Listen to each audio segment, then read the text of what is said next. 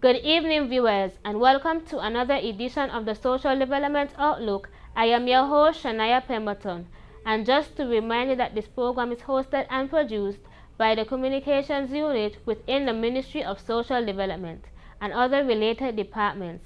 At this point in time, we'll take a break and be right back. Welcome to Nevis. It's easy to believe that all Caribbean islands are the same until you visit Nevis. Nevis is the Caribbean of a bygone era. You will enjoy a most intimate vacation on Nevis. You're only a stranger here once. We offer exclusive and barefoot luxury stays. With only 400 hotel rooms, our island may be exclusive. But a warm, genuine and friendly welcome is just everywhere. We look forward to meeting you. Visit nevisisland.com.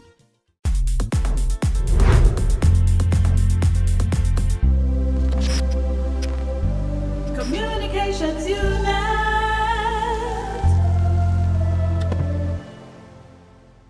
And I'm back, and for a feature presentation this evening, we journey to the Nevis Performing Arts Center, where we witness the Intangible Cultural Heritage Program on the 29th April 2021.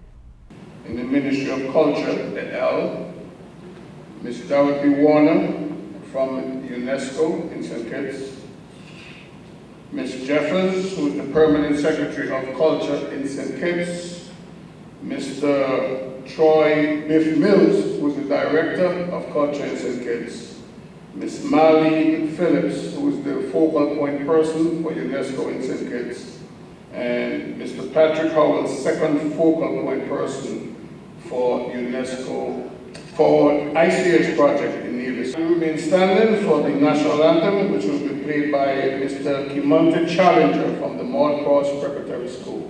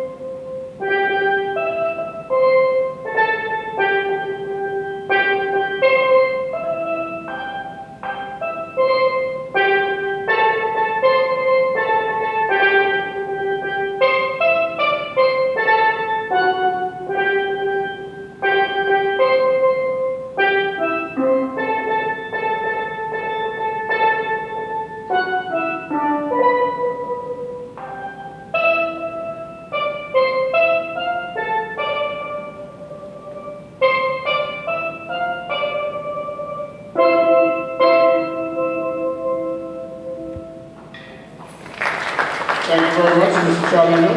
Thank you, Seated.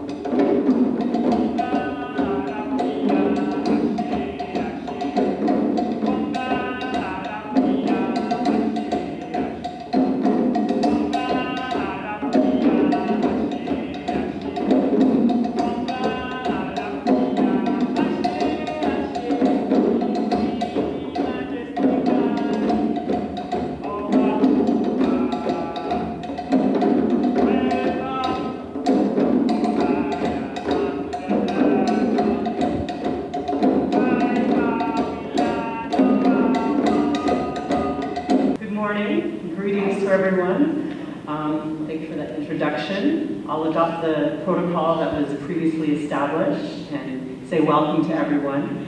The journey of this project began in 2016. It's hard to believe it was 5 years ago where Pauline Inganjuri, who was the previous executive director of the Nevis Historical and Conservation Society, and myself were on the doorstep of St. Kitts and Nevis National Commission speaking to the previous Secretary General Antonio Maynard with similar projects to safeguard ICH. What happened next was the two projects were combined, and in 2017, we put the projects together and then we asked UNESCO to provide us with some guidance because we had just signed on to the convention, but it's like, now what do we do with this convention? How do we utilize it? So they assigned Nigel Encolada, who is from Belize, as their consultant. And he visited St. Kitts and Nevis, and he sat down with Pauline, myself, and other ICH stakeholders from government, the community, and people who were interested in ICH.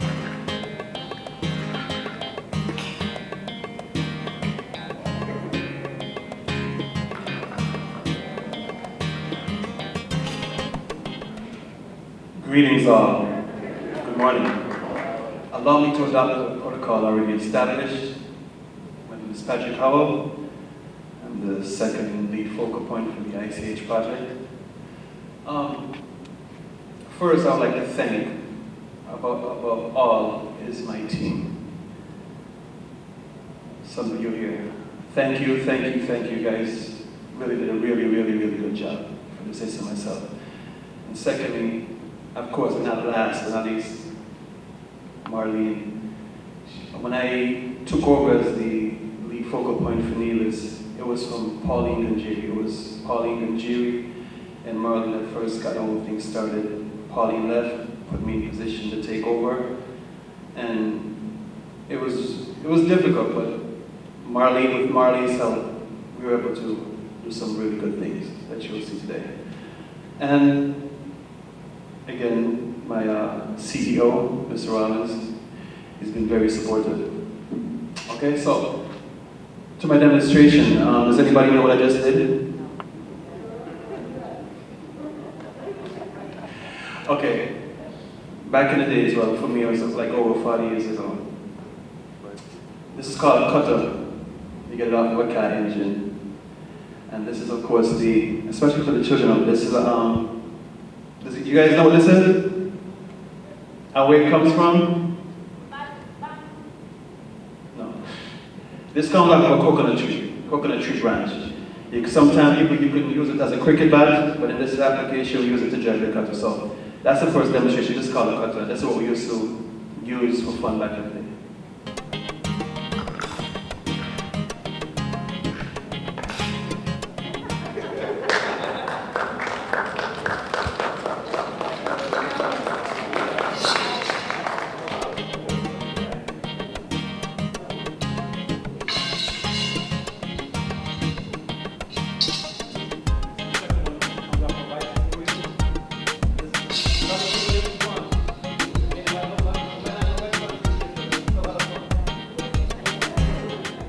Now, these for the grown-ups.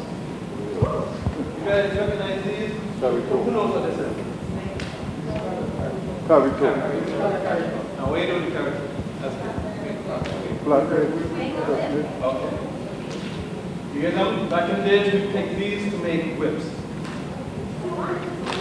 Now, you beat the character out, beat out all the pulp,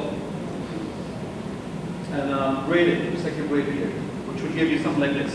Now these are made 2 years ago. That shows you how durable they are. These are from 2 years ago. I did a demonstration. Right? It's still. Not so durable, but you see, that's 2 years ago. That's how about toning. Hopefully this one's better.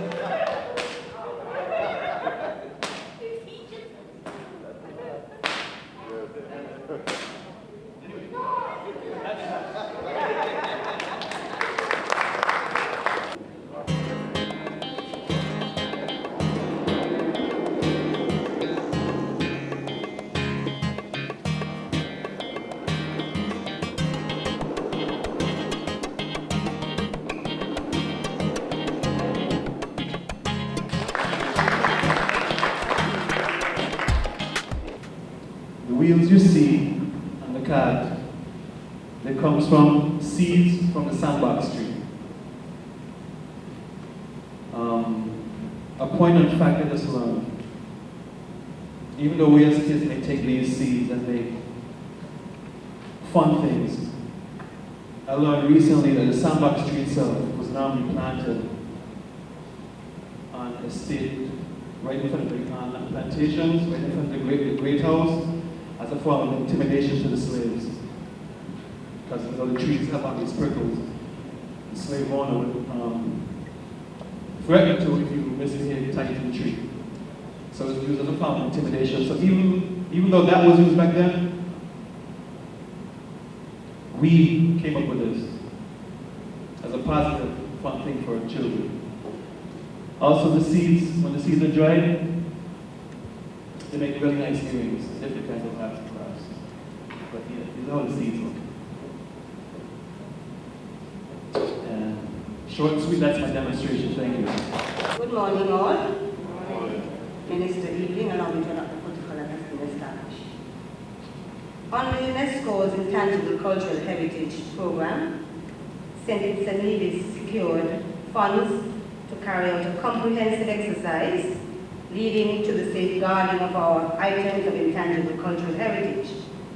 Through this extra budgetary pilot project, the Departments of Culture in both St. Kitts and Nevis have been engaged since May of 2019 in a 4-phase exercise.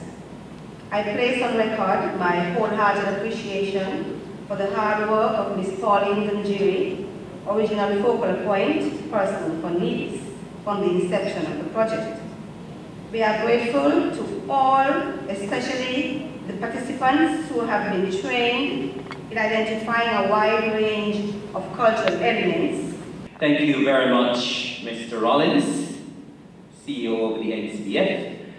I know the protocol has been established, but let me recognize again the Permanent Secretary in my ministry, Mr. Glasgow, the PS from St. Kitts, Ms. Warner, the Director General of UNESCO, Mrs. Evelyn Henry, it's good to have you, and of course we want to recognize the staff who have come over from St. Kitts, the Department of Culture, from the NCDF here, and all others who are in the audience. It's a pleasure for me to be here to associate with this, what I would call, very important project.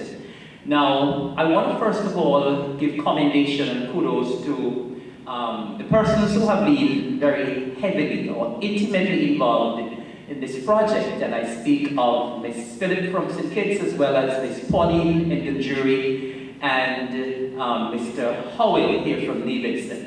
And I want to say how pleased I am that they would have made that initial step to approach UNESCO. And the mere fact that that step was made to approach UNESCO for this project shows the importance of safeguarding our intangible cultural heritage.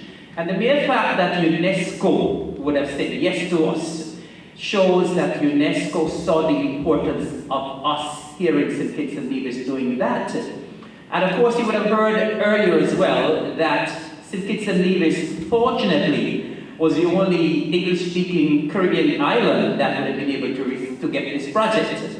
And it shows that St. Kitts and Nevis is always at the forefront. We are always leading. And it has been accentuated even now more than ever during this pandemic. St. Kitts and Nevis, we are leaders in the Caribbean. And it is coming out very much in this project.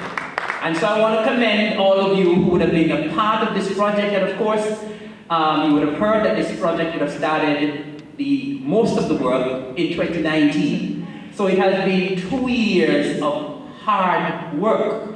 And I want to commend all the stakeholders who have been a part of this project here in the Federation of St. Kitts and Nevis.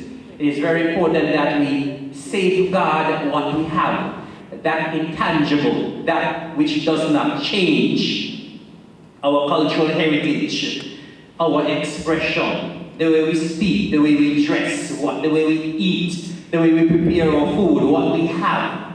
And I think this project is very timely because it comes at a time when a lot of things have changed and continue to change. We continue to evolve, but it's important that we keep what we had before, and we have that posterity, and what we have lives on for generations to come.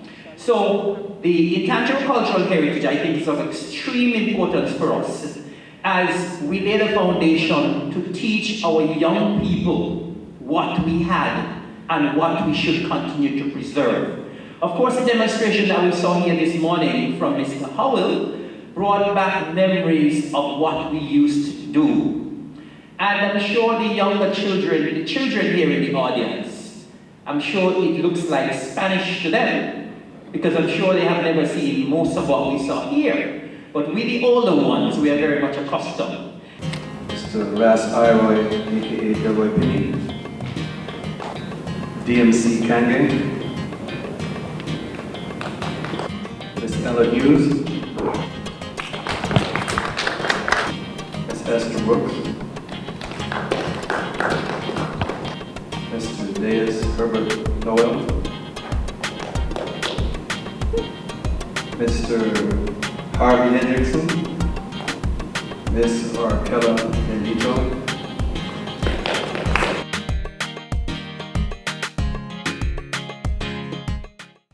And that's our package for this evening. Do remember to tune in next Tuesday for another edition of the Social Development Outlook.